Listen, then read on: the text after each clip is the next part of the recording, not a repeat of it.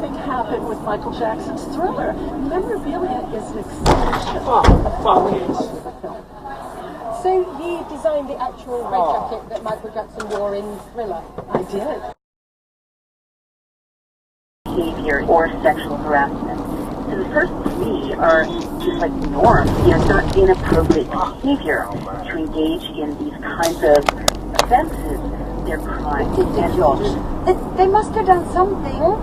They moved her. Let's go on. Sorry, like Brian in business. It's not easy to forgive. I know I'm not perfect, but we can make it work. Just give me a chance. Mrs. Sedgwick? Of his life, Freud's career was in the doldrums. Not only was he often penniless, but he had few prospects either.